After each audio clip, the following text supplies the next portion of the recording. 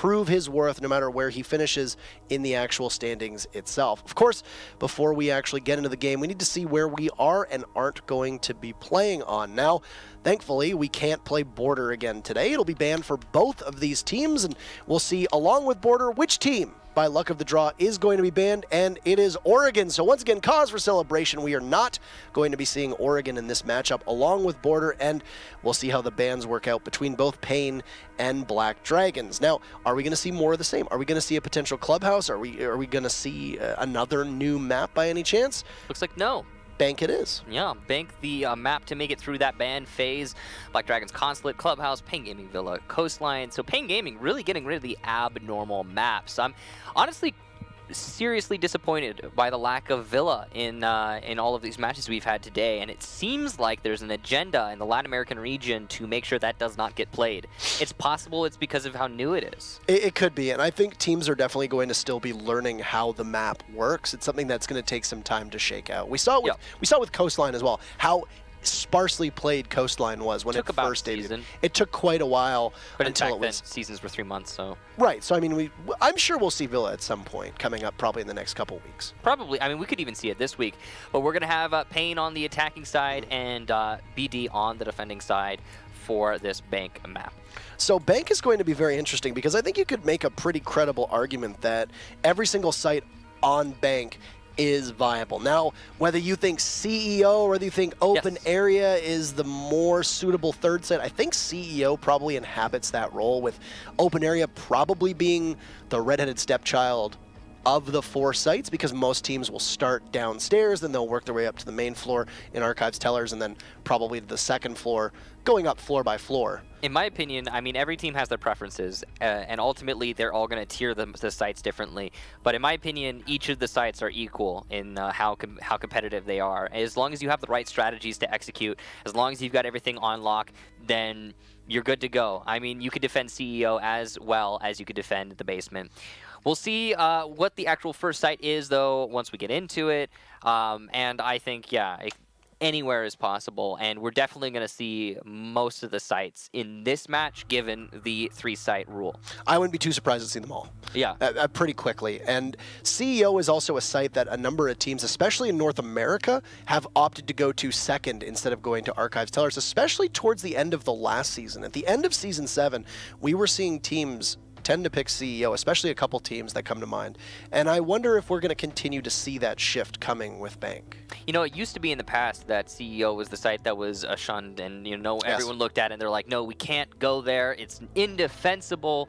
And in most recent times, people have been starting to figure out, hey, it's actually not that bad. And I think a lot of it has to do with the Mira. And we always say how influential she is as an operator, and really, she does make that top floor viable with her Mira window placement. So you can easily control storage room and thus the hallway outside adjacent to storage room. You can put one inside of the meeting hall and towards the hallway. That gives you control over your stairs and your stock room. I mean, there's a lot to be said about that mirror window your mirror window placement on the top floor. In conjunction with Castle as well. And Castle is integral on both the CEO site upstairs as well as open area downstairs. And I feel that if you get either a Mira or a Castle banned on the site, it's going to be a major headache for the defenders, and making some of these sites, which we do see defendable, much more attacker favored, and probably easier for them to get that push, especially upstairs with those long sight angles, and those castle barricades can't go on the windows to deny the easy look into the site that you would usually get on just a barricade. We do poll you, though, and we'll see.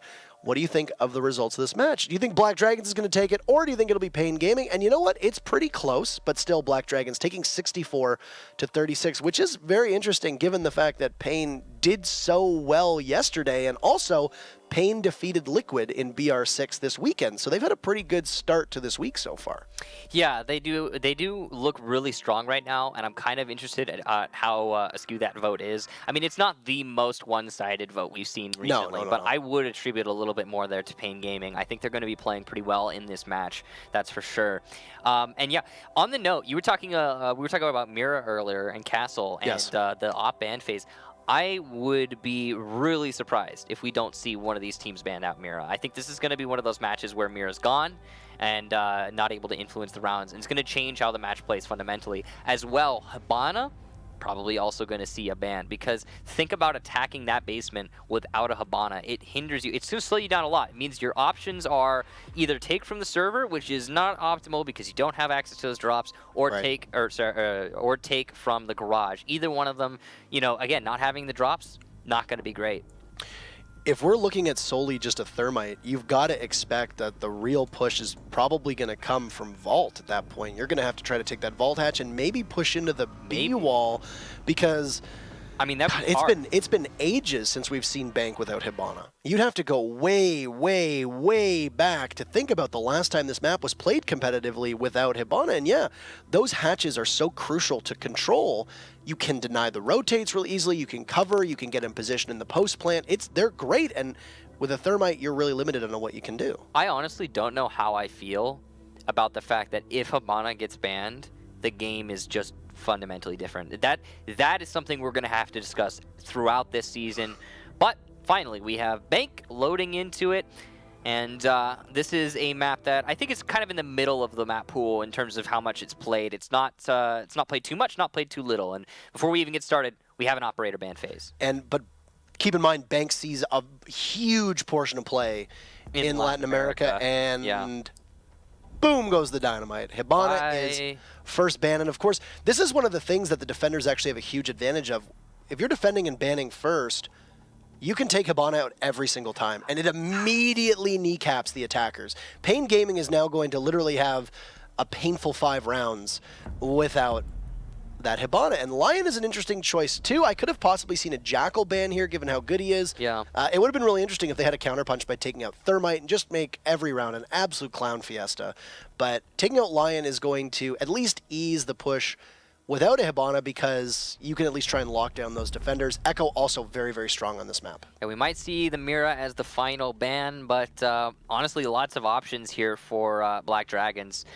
And I don't know if they want to shoot themselves in the foot as they have defense first half. And here comes the final ban. Echo makes a lot of sense given the way that these attacks are absolutely going to... Oh, wow, this makes as much sense as an Echo. Okay, so this is really interesting.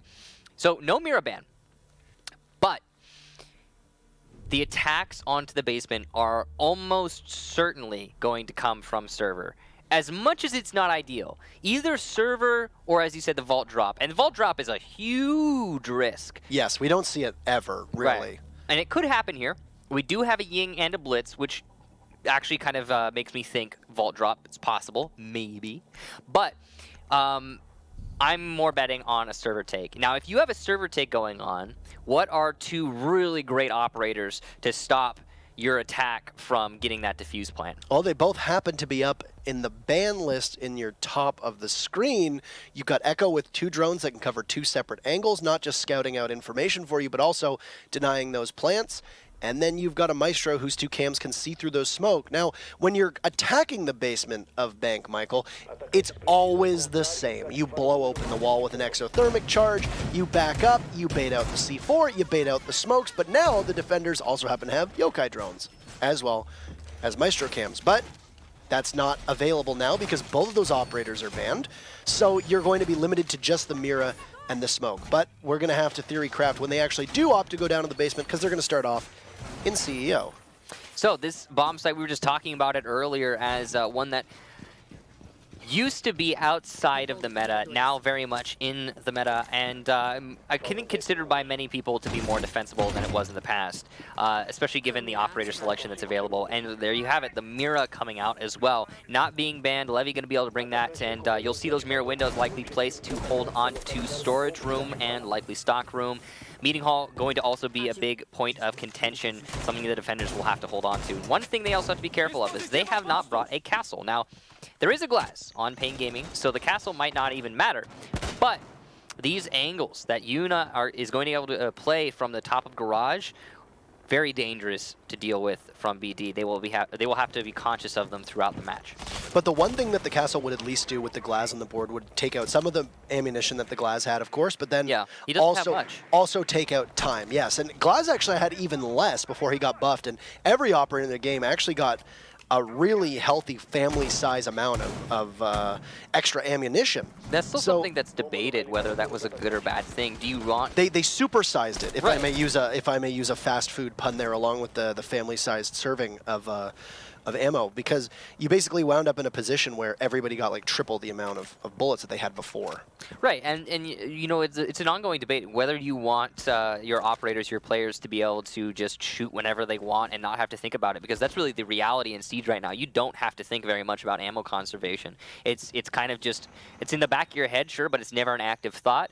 And some people think that you should have to, some people you shouldn't. And well, we're in the latter right now.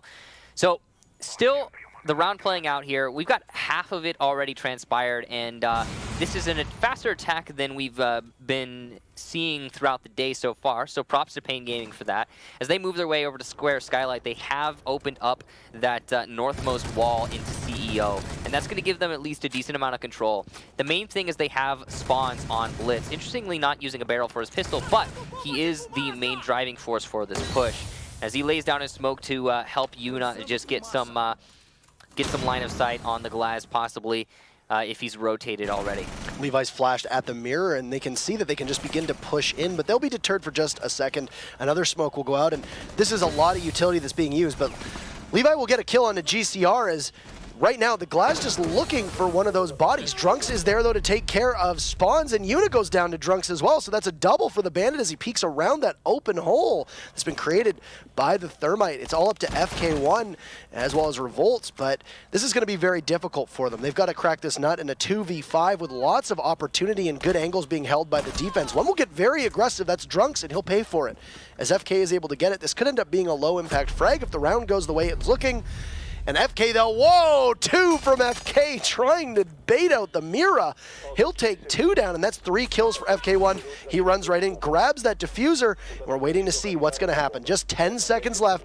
They'll have to collapse on him. He's going to go for frags here. He sees the Mira, he gets it, but FK needs to find one more with 2 seconds. We'll go for the plant for 7 seconds. He will be exceptionally vulnerable. He'll get pinged, and an easy wall bang for RDZ. It looked like FK was going to have that miracle run. He gets 4 kills, but can't do it all by himself. What a finish. Black Dragons will take round number 1. So, successful defense of that CEO, and honestly, strategically, it was definitely BD's round. FK1, the only reason Pain had a chance in that one, but not enough to pull it all the way through. Time management really well. Props to them for that. Better than what we've been seeing all day, as I touched on earlier. The main thing, though, is their attack execution was kind of one-dimensional. And the Blitz, not sure what was going through Spawns' mind there. He didn't clear CEO desk before walking into the site. And he didn't necessarily have to check it if there was a drone who had told him it was clear earlier, but there was no drone. He just kind of went in bare, and it did not work out. You got to use your protection Blitz. You got to be prepared. Yeah, just unfortunate timing for him to take hold of that, of the advantage that was created by the Thermite, and they had a pretty good setup. If the Blitz had positioned himself to try and pinch off any of the defenders coming from that desk, it would have given Yuna an opportunity to try to bait out the Mira, who was playing behind the Mira herself. So it's definitely something that you'll have to go back and revisit it and tighten up that push, but at least for Black Dragons, they almost got out-dueled by one Dokkaebi, and once again, that SMG-12 coming out and just wreaking havoc on the defenders wasn't enough. Black Dragons will go downstairs now, and I'll be very interested to see how this is going to play. They are going to make sure that all of those hatches are taken care of, because it's going to make that Thermite's exothermic charges even more valuable. Yeah. I'm interested as well, Parker. I mean, it really just comes down to where does Pain want to attack, and how can they attack? They have to choose between the drop downs or opening up a horizontal wall. And most of the time when you're attacking the site, you have to do the latter. You have to get at least one horizontal wall opened so you can push the site. I mean, I say you have to. I guess it's not essential. It's just incredibly difficult to attack server without the server wall being open, because then you can't plant in the default spot. Then you're going to be exposed no matter where you plant, and that's dangerous. You'd have to push into the site wholeheartedly. You have to get full control, smoke off, and it's in the wheelhouse of Pain Gaming. They've got the smokes in hand, 3 sets here but still dangerous. It's, once again, for Pain Gaming, they're really setting themselves up to try to go for that smoke push. Didn't really work out all that time. It is going to work in their favor, though, that there's no Maestro and Echo. I think that really needs to be repeated over and over again, is that your really only way to counter that smoke push, other than just running in and blind firing, is going to be a C4 or those 3 remote gas grenades from smoke. You don't really have a lot of other opportunities, especially if they can burn RDZ's ADS. Still don't have a barrel attachment on Spawn's Blitz. Kind of, maybe I'm overlooking it. Maybe it's the quality. Maybe I just can't see it. I'm not sure, but a little bit confusing. I mean, it must be me. Maybe it's because my eyesight is going. I'm almost blind at this point. You were not almost blind, Michael. Well, it's so much worse than it was a couple weeks ago. It's just rapidly getting worse and worse and worse. Deteriorating at a frightening pace. But look at this. Once again, we talk about swift pushes, and they've already managed to open up that Skylight stairwell hatch. They can look down. One of the smoke canisters will be exhausted from Docky to prevent an immediate drop. RDZ right now playing on those stairs can push up to the top of Skylight, but will get picked off as he tries to rotate, and FK1 will continue his reign of terror. That's 5 kills, every single kill for Pain, currently on 1 man. Yeah, FK has been an absolute beast for his team. And you can see Drunks trying to catch him off guard from behind. Revolts will bring his drone off the flank at the worst possible time, but ooh. Now, he doesn't know it, but that was a bad call from Drunks. He potentially could have gotten a good flank off there. The information actually from that Valkyrie camp from BD, he did know that there was no one playing at Square Skylight. He could have potentially applied the pressure. Regardless, Pain's attack is what we theorized it would be, and that is a attack from the server. As the smokes go down, the wall has been opened up, but the far one, the east wall, rather than the north, and it's going to be exposed to these C4s. Yuna, though, trying to shut it down, will eliminate Levy. That's a very important kill. That's 1 C4 that will either miss or just outright not go off. The second one from Slash is baited out. Great play there from Spawns on the shield. Drunk trying to rush it in, though, goes for a spray and is successful as Spawns turns his back. Bad timing from the Blitz player. Docky, though, able to get GCR. FK, as he pushes in, will get 1. Slash and Drunks with a double. What is happening here? BD just rushing into the fight and winning outright. FK1, the only one on Pain who's putting up any fight whatsoever. That was an absolute calamity. What just happened there? For some reason, a huge amount of hesitation from Pain Gaming to be able to get that diffuser down. And they were in such good position. They had the coverage right. with the glass. They played the system very well. There goes my theory that it could have possibly been a vault push. Instead, they're just going to stack up on server and hope to get the traditional plant off as the thermite goes in backwards. But they baited out the C4. They had everything working for them. They had the smokes, and amidst the cover of smoke, they could have gone for the plant, but there was too much hesitation from the thermite. It ended up costing them. By the time the plant went down, the rotate came out from Black Dragons. They were able to push up and get very aggressive. You saw that the Legion got right in his face, and there was just no time left to really pull it off for Pain. See, you know what's interesting there from Pain? It's the same problem that we saw on Oregon earlier when they were attacking tower and they had the smokes down. The Glaz needs to look through the smokes and stop the aggression from the defenders. Right. Because we're talking about the last couple seconds of the round. The defense has to rush you. They don't have a choice. So instead of pushing in the smoke as a Glaz, wait. Get those kills, play the angles, defend your teammates so they can plant the diffuser. But instead, the Glaz walked into the smoke, exposed himself by walking through on the into the other side of the smoke, and lost the fight. It's just a very confusing way to play the round. And you know, Pain Gaming right now struggling to put rounds on the board. FK1 really, he's showing up for his squad, but it's just not enough. And we also got to keep in mind that a lot of those as Dokkaebi can be considered low-impact frags. Oh, It's always difficult to really quantify what is a low-impact frag. Oh, if you're in a 1v5 and you kill 4 people, those are technically low-impact frags. But if you get 3 kills to give your team a huge advantage, as FK did, you got to say those are pretty high impact. The last one may be low. I mean, it's not an official science. In my opinion, and this is an exact science. Yeah, this is kind of extreme, but in my opinion, the way it should work is if you get a kill and you don't win the round, it just shouldn't count towards your overall scoreboard, or they should just have a different spot on the scoreboard for kills where you won that round, because that's an impactful frag. If you get a kill in a round you lost, No impact whatsoever. But FK1. what if you get 3 kills and it's 2v5 and you're in great position and then there's a series of unfortunate events, your teammates can't follow up? I could say those are. Then those kills still impacted nothing. Well, if you lose the round, the kill means nothing, Parker. I don't necessarily agree with that. Frag. I don't necessarily agree. Okay. We will discuss this at length, Michael. I mean, what does it change if you get a kill on a round you lose? I think that it sets your team up and that you did your job. I don't know. I don't think you can say they're not impactful. But anyway, it doesn't really matter. One thing... Whatever. We get lost in the sauce from time to time.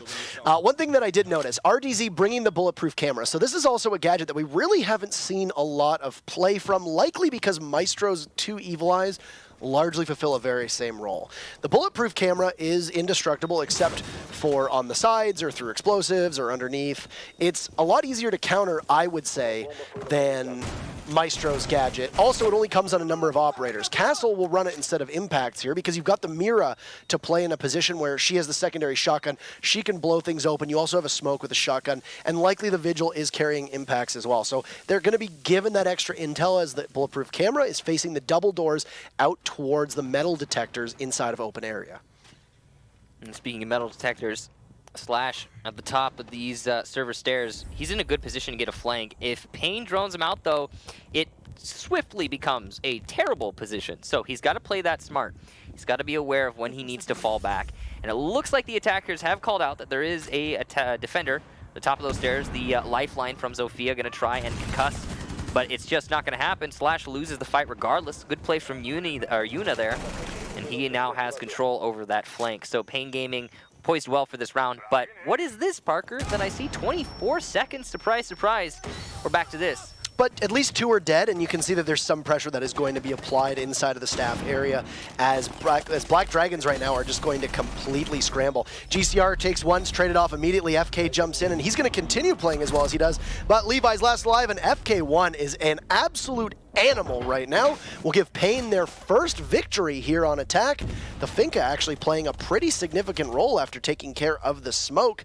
Yunin, that engagement on the server stairs really didn't look like he took much damage, if any at all. Maybe 1 shot from the Ella at most, as he was still keeping alive that little bit of the Finka boost. So for Payne Gaming, though, they'll take their very first round, and it'll come on open area. So interesting choice, though, for Black Dragons. They have completely foregone going to the middle floor of Archives and Tellers, at least for the time being. They're going to go back up to the CEO office upstairs, which, of course, they won the first time around. Definitely the preferred site. The reason that they won it, though, was mostly just because Payne's attack was so one-dimensional. It was pretty atrocious. They had a shield in that round. They've chosen not to bring one this time, and that likely means they're going to mix things up, do something a little bit different, maybe come from the windows, maybe take from the main lobby. Regardless, a change, and I think that's definitely welcome for Payne's attack. They've brought a Jackal, which is an operator who can be very useful in this round, or any round for that matter, on Bank, as he can so easily single-handedly shut down any roamers. Doesn't seem like Payne Gaming's been having too much trouble with roamers, though. Black Dragons on their roam have been very passive. Had a lot of opportunities for flanks, a lot of opportunities to come from behind, but they haven't.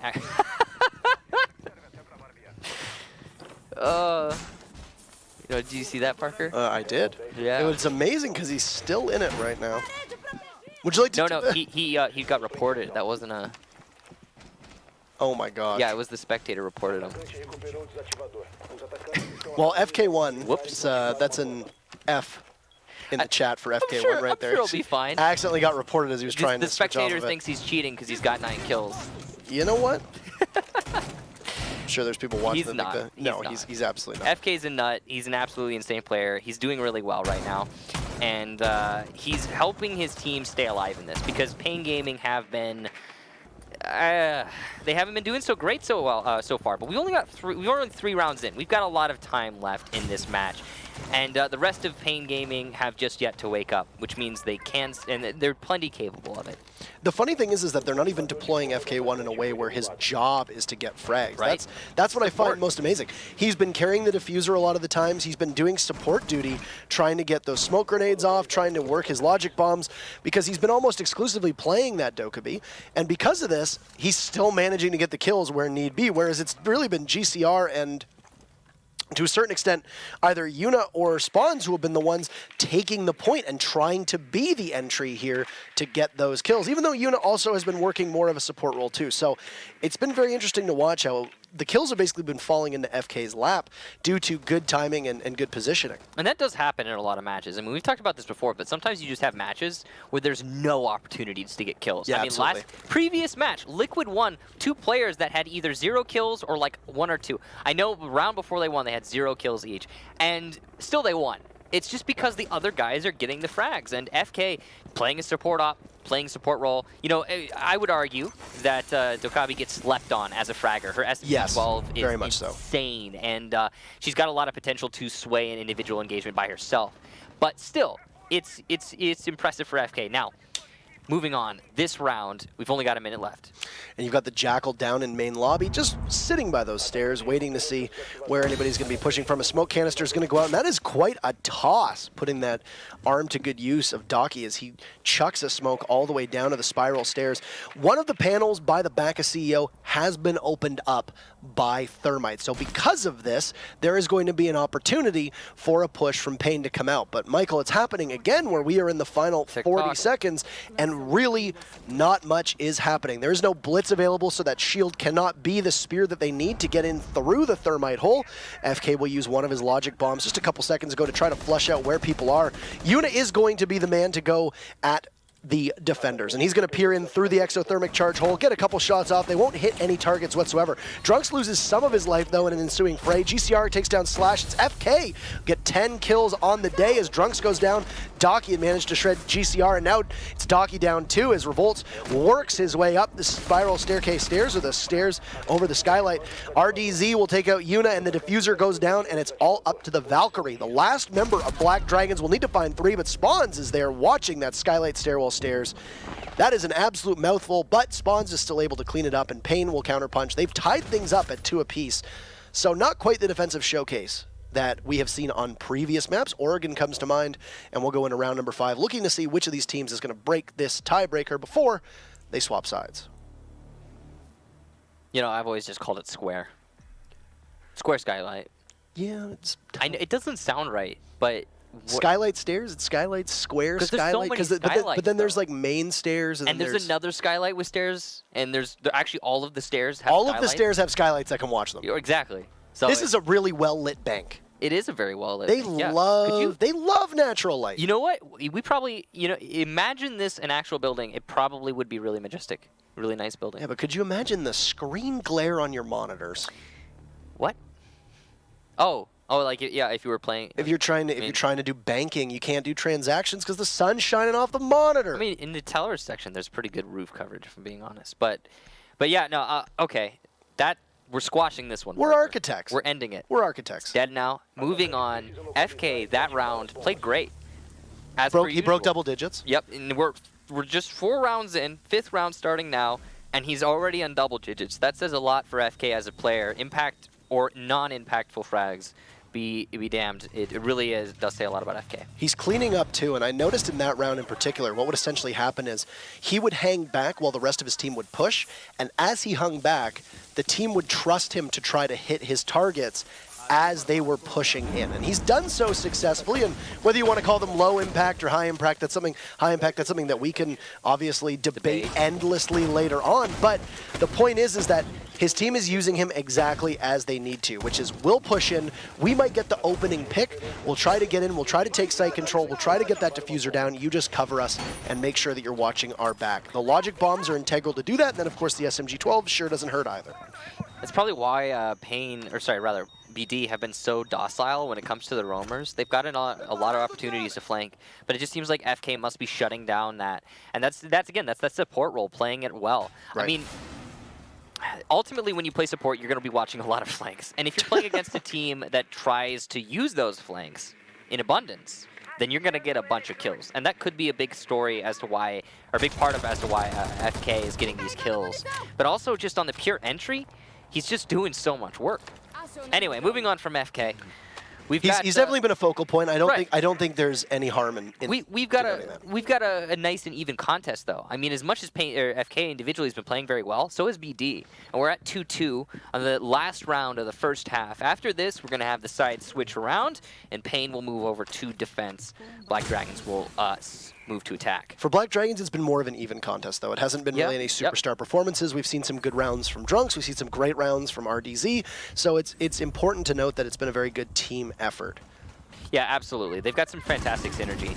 Now, Yuna also doing all right in this match so far for Pain.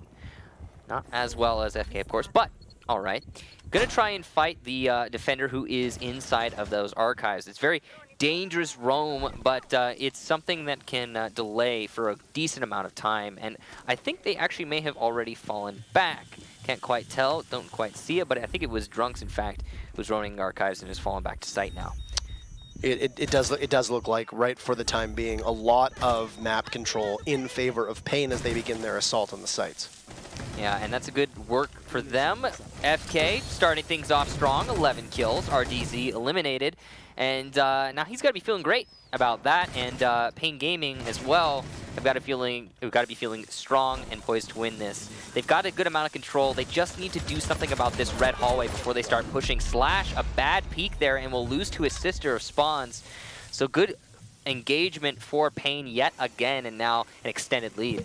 That is a sibling rivalry right there. We hit the 40-second mark, and it's about to go down. But Black Dragon's not in the best of shape. They've got 3 bodies. They are all on site. You've got the Vigil currently using his cloaking device, waiting for that Vault Hatch drop, and he'll feast upon Yuna, but Revolts literally jumps into the fight. Docky takes one down as he tries to get pushed inside a Vault. Mark's coming out. Levi tries to go for the peek, but GCR is there to get his cross. Tries to aim through those metal bars, and Docky is left alone. The Smoke will have to use that SMG-11. We'll see one. He shreds Spawns. A great shot inside of Money, looks for another, just narrowly misses the IQ of GCR, and that is 3 in a row for Pain. What a bounce back from a bit of a sluggish start, taking all that map control and then working their way to site, systematically pushing everybody into their crosshairs, and we will swap sides. Pain will now have the option, or the luxury rather, of going on defense. I would agree with you. This is a luxury here. I'd say the only site that's really hindered right now by the op bans is got to be Basement. Basement's probably the only one taking a hard hit. The rest of them, yeah, you could argue for being pretty easily defensible, actually, in this current setup. I mean, the lack of a Habana and a Lion, I mean, the Habana is definitely going to aid the defense of the Basement, but the lack of a Echo and a Maestro going to hurt the defense of the Basement. So it's a bit of a trade-off, but a lot of the op bans being focused on that bottom bomb site. And the only bomb site we haven't actually seen so far is Archives Tellers, which is kind of interesting. Historically, the secondary bomb site on this map, and seemingly now something that is being ignored, at least by Black Dragons. It's Pain's turn to defend, and they could go anywhere. So here's a good change I like with this 6th pick. Docky subbing off of the Blitz to go with an IQ after seeing that there's a Jaeger, a Valkyrie, and a Vigil on the board. 3 gadget-heavy operators where, of course, IQ will get a lot of value. I think possibly anticipating that, the Vigil subbing off and going with the Pulse instead. However, GCR basically just subbed onto an operator who can also be found by IQ. So really, it doesn't make as much of an impact. That IQ pick, though, for Docky, a smart play. I like that change. I think it will pay dividends for Black Dragons, providing that they can use the IQ the same way that we saw Pain rolling out the IQ as well, hunting down that Vigil, picking off the traps, especially those Elemines that we saw, allowing free entry to the site without being concussed. Yeah, the 6th pick is actually going to work for BD especially well, as not only for that reason, but because GCR 6-picked himself into a Pulse, which is countered directly by IQ, so that's going to hurt once he figures that one out. So a little bit of the mind games and Pain Gaming getting the short end of the stick there.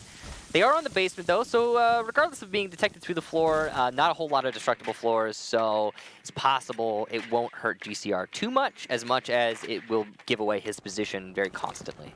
Yeah, and I mean, IQ and Pulse have been nemesis they've been each other's nemesis for the entire time that this game has gone on, but IQ just really didn't see as many returns on her gadget at the start as she does now. And the more they add to the game, the more they add Legion, the more they add Echo, now having these 2 drones, they're all indirect buffs to IQ to see her get more mileage out of her gadget. She's been getting buffed basically every DLC except for the Spanish one. Yeah. Pretty much just constant buffs onto IQ. More, like you say, it's more electronics on the defensive side, the better she is as an operator. And now she's become a bit of a staple. She's not entirely in there all the way, not quite yet. But something we haven't talked about for a long time, but is worth touching on, the lack of Ashe. She just basically... Yeah, she hasn't really existed in Pro League for a long time, and the reason being is you basically get the same thing out of a lot of the couple operators. You got Zofia and you got IQ, but there's no reason to bring an Ashe these days. I mean, you'll see her from time to time, but usually it's just personal preference when she gets rolled out. And I mean, we saw Nesk at the same time basically carry the team through certain rounds with an Ashe in Season 7, but he also was getting just as much fragging potential off of Ying. And again, I think when Nesk is playing Ashe, that right there is personal preference. That's the team saying, okay, Nesk, we know you can make it work with an Ashe, and we'd like to see you get the frag. So go ahead, play Ashe, get it done. And he does get it done. So there are very few players who can do that. You know, Nesk is one of them. Cantor Aketi is another one of them. These are players that are so good at that role that you can stick them on regardless of how the game is now and make it work. So Levi has used his 2 exothermic charges to open up space using those hatches from above. So because of this, it's going to give some more vertical play to Black Dragons, but will mean that the horizontal, the actual push onto the site, will need to be done manually. They will rely, I'm sure, on the frag grenades, and they've got 4 of them available, with the Buck and the IQ having 2 apiece. They've also got the disruption from Zofia and Michael, 30 seconds, and they will have to start now. And once again, need I remind everybody, I'm sure you can see at the top of your screen, every operator still alive. Yuna missing some key shots, could have easily taken out RDZ, and will have to contend against 2. But this is a vault drop, here we go. 2 kills, FK1 off the board, Yuna off the board, but then a punch back, GCR with 2. Amidst the smoke, 5 seconds left, they will need to plant. Right now, BD will have to get on the site. Slash takes out GCR, and what a flurry! What? Where did that come from? Black Dragons getting 3 kills in the final 2 seconds to lock out a round that Pain Gaming had stamped their name on. Not so fast, and we are all tied up at 3 apiece. What a finish to that round. They didn't need to push. Black Dragons, good job there, but Pain Gaming did not need to get aggressive in that round. I'm astonished at the way that worked. You know, if you know that the plant is going down or isn't going down, you don't need to get up in their face. As you said, you don't need to push. And that was really unfortunate that we saw, I believe it was 1 or 2 members walk out of Vault and try to take the fight to that Vault hatch and just get picked apart. I wish we could have seen the kills from Revolts. He got a swift double kill there in the last 3 seconds, and it's thanks to him that the win was able to come out there. But all in all, just a very confusing defense from Pain Gaming. And the first round of this half will go to BD. So no more streak for Pain. They had 3 in a row, and that's been stopped finally. This is one of the more even contests I think we've seen today, or even in recent times. Yeah, this has been back and forth. I mean, Latin America has 2 ties already of yesterday. It wouldn't be too much of a surprise to see one again today.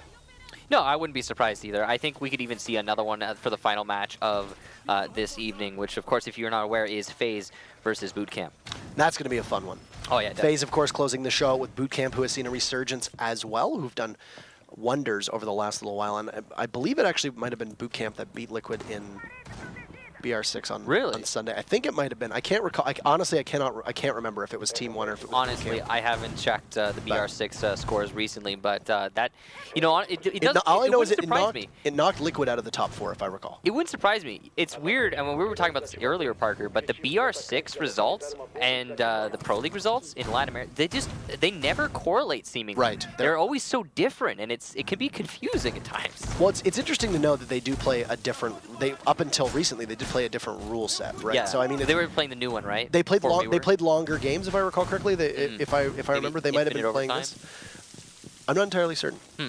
Well, regardless, the different results, different setup, yes. For those that are unfamiliar, though, because people might be wondering what BR6 is. BR6 is it's a regional LAN tournament that happens every single Sunday in Brazil. It's hosted by Ubisoft Esports, who are, of course, the folks that do the Portuguese/Brazilian translation for Latin America, for every Latin America set of matches. And then they host it somewhere in a studio in Brazil where the teams come and play in person. They had different rule sets to us previously, especially on last season. It's casted by the Brazilians. All the Brazilian teams play. And I believe they're heading into the playoffs now, if I recall correctly. And yeah, Liquid eliminated from the top 4 on Sunday, which was a bit of a surprise and kind of a lousy end to a season for them, where they saw the championship being taken in Pro League. They can't make the playoffs in their own regional tournament. It's basically just another one of those regional tournaments. I mean, you've got, for example, the U.S. Nationals coming up soon. Yes. So that'll be something similar.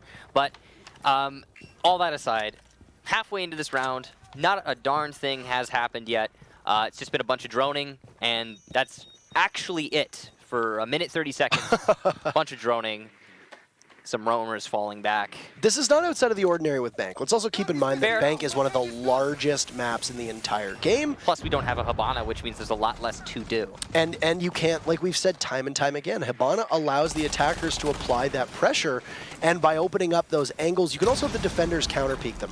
The 2 hatches that will be taken by Thermite will be in the elevator shaft near the vault, and then the hatch at Tellers that will be over top of the vault. So once again, Black Dragons had done a very similar strategy last time around. There was no real counter from Pain, and they're setting themselves up so they're in a position where they could potentially do the same. However, here's a big difference.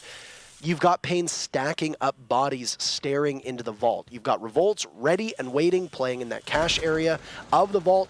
You've also got the Smoke, who can toss the smokes in. And once again, it always needs to be said, Smoke gets so much better as time goes down. Same with Echo and his Yokais. But Smoke is the first casualty, as RDZ will take out spawns, and that'll open things up. He goes for a second, but will get down in the process as Unit jumps in before being traded off by Slash, who will pick up a double kill as GCR falls. And Pain now once again on the ropes. A Blitz will encounter FK, and this is going to be a really tough fight. Trying to flash the Jaeger. Revolts will take out 1, but he's gone. That's 3 for Slash, and Docky will get FK as the Jaeger quite literally feeds himself into the Blitz, goes for a charge, and Black Dragons will close out that round. Pain through 2 on CCTV have really no answer to this vault drop from Black Dragons. Yeah, they managed to deal a decent amount of damage last time, but this time it was just complete domination for BD.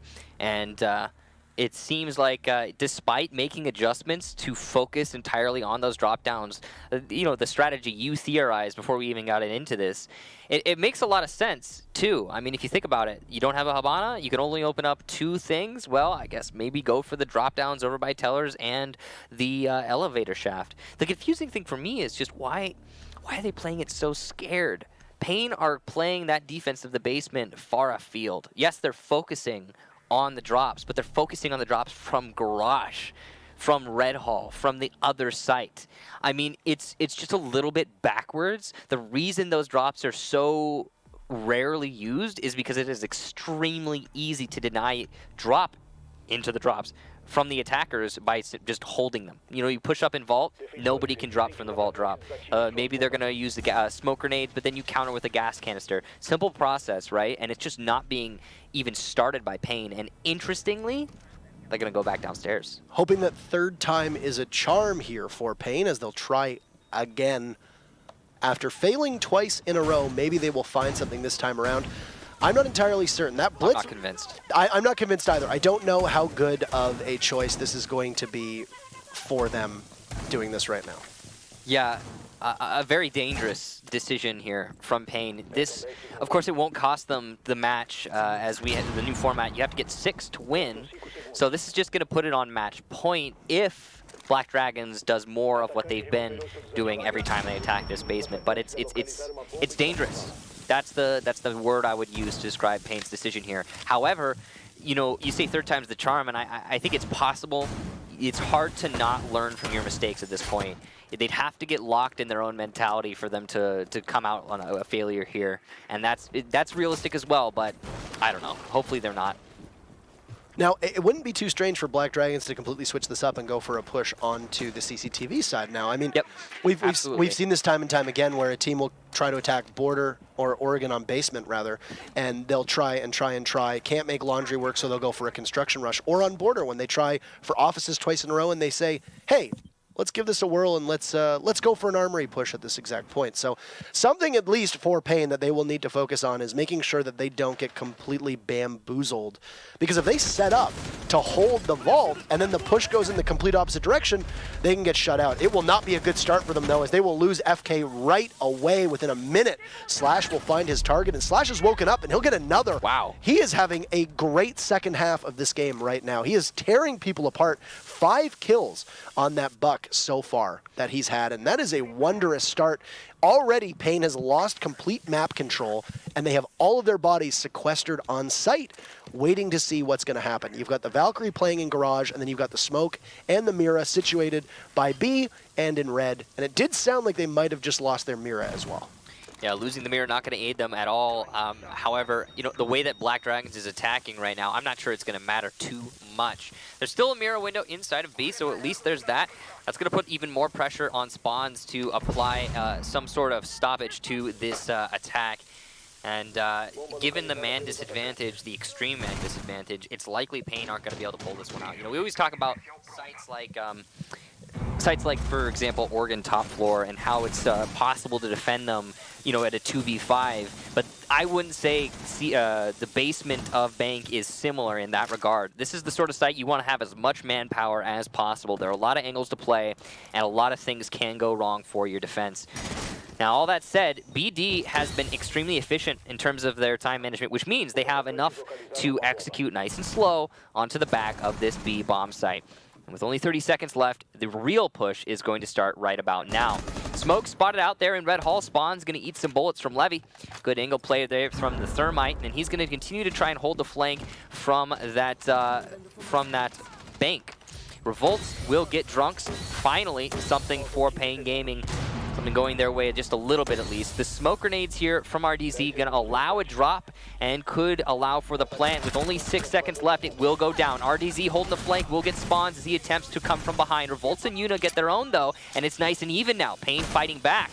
They don't have site control though. They cannot hit the disable the diffuser quite yet. The grenade from IQ actually going to do some massive work in delaying Yuna's push. Daki will win the fight, but lose the second one. And now it's a 1v1. Revolts on 1 HP. RDZ in a great position to hold this out. He just needs to play the time.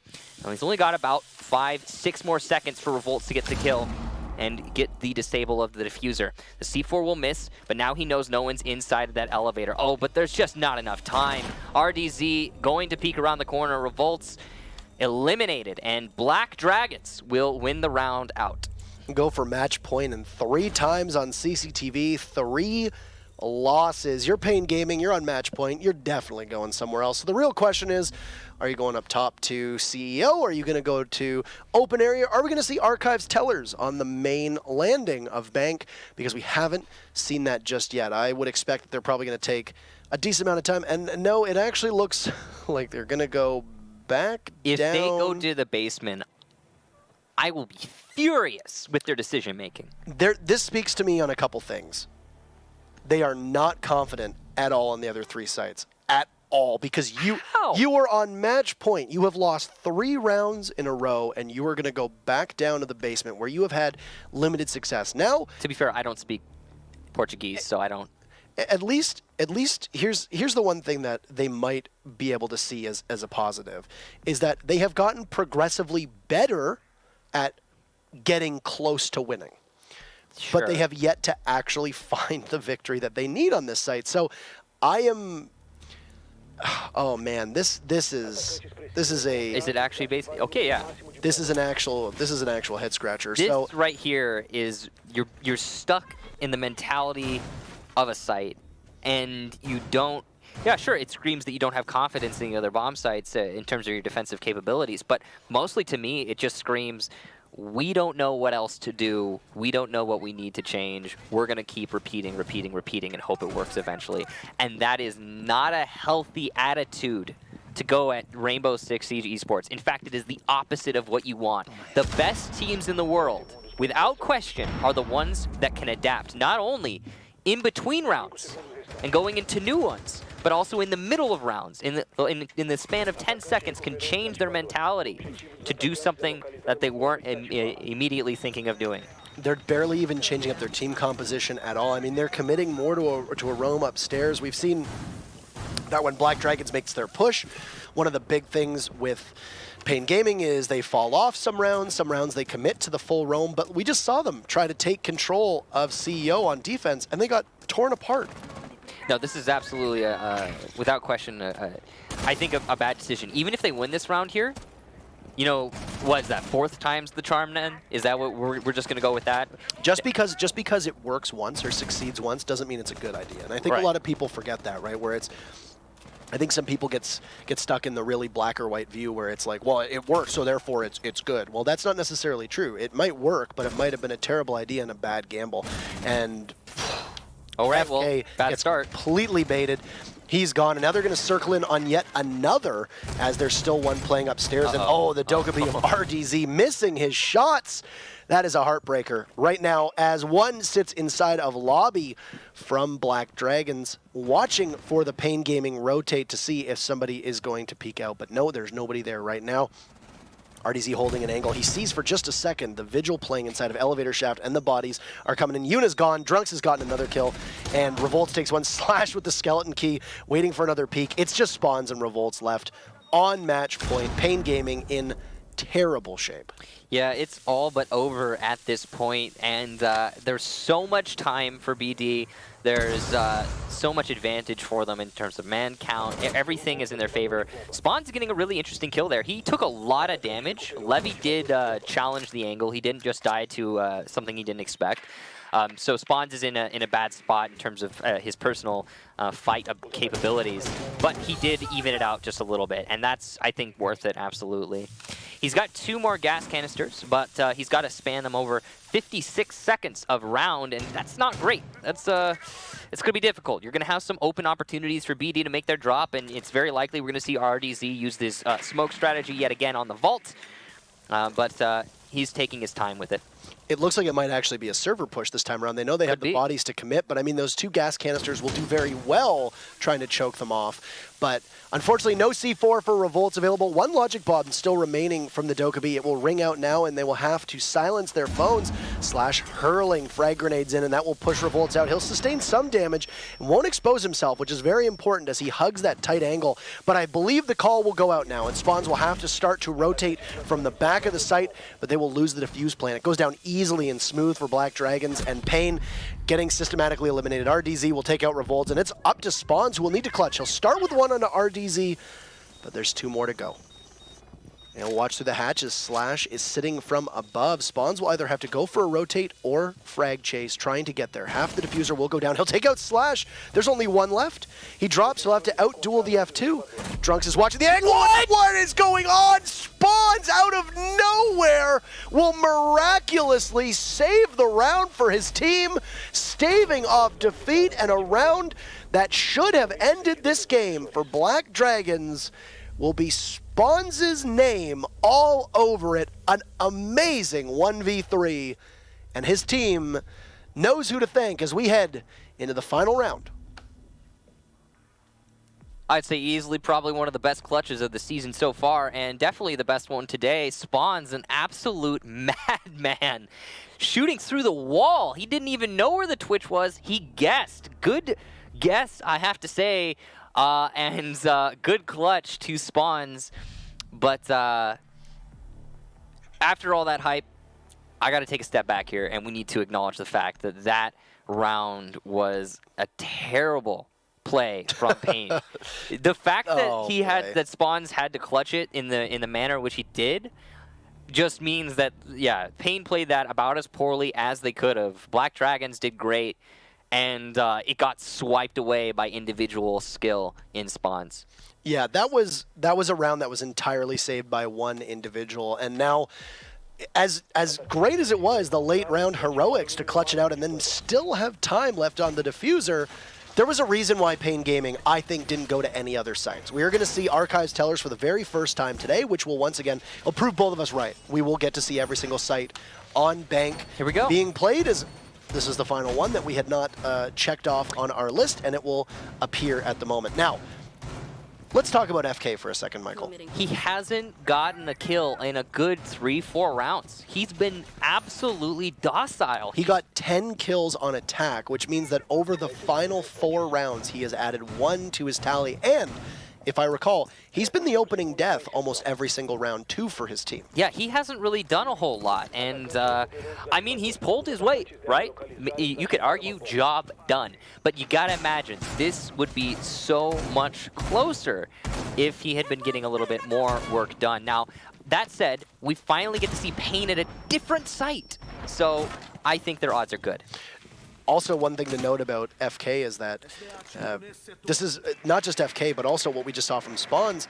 The rounds that Pain Gaming have won have almost exclusively been off of singular performances from one player. It has not been a team effort. True. It hasn't necessarily been that as a unit they have looked like together their coordination is superior to that of their opponents. It has literally been somebody decides to take control of the entire round and they do it, which is fine every now and then, but is often not a strategy that you can rely upon to try to win games on, because if that player goes cold, as we see from FK1 right now, your fortunes change very quickly. And if it wasn't for Spawns, in an almost unwinnable situation, winning the round, you lose, this match is over, Black Dragons takes the W. And that was exactly what we were talking about earlier when it comes to strategy versus individual play, because that's not strategy when Spawn wins that. That's just him being insanely skilled. So Drunks, after opening up the mirror window, going to try and contest it. We've got FK1, that player who is trying his best not to be the first one to die for his team, playing very passively inside of that meeting hall. If he just peeks into the mirror window for a second, I'm sure he will be eliminated. Easy for Drunks to win that fight.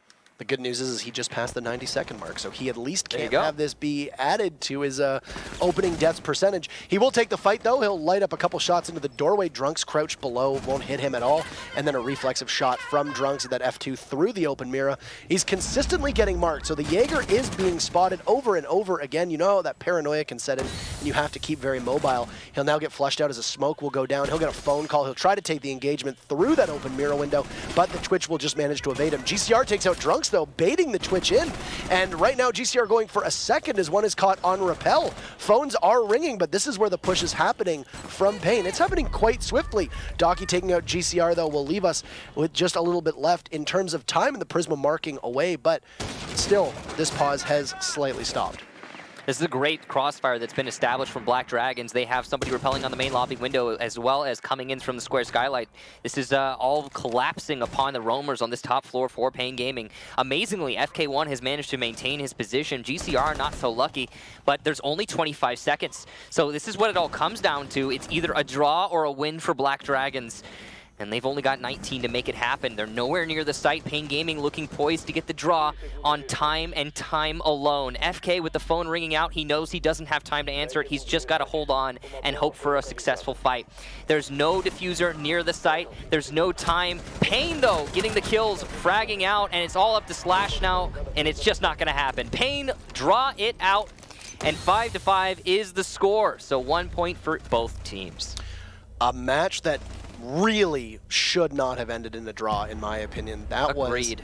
That was extremely interesting, to say the least, and we will have a draw. FK finding 1 kill in that final round to add 2 to his defensive play, so much more formidable on attack, but really a very impressive final 2 rounds from Pain. That last round actually looked like the most cohesive that they played as an actual team, not carried by one particular performance, but still, through 6 rounds, when it was tied 3-3, it looked like Black Dragons was firing up. And that really was a game that was theirs to lose. And they didn't lose it, but they didn't win it. And that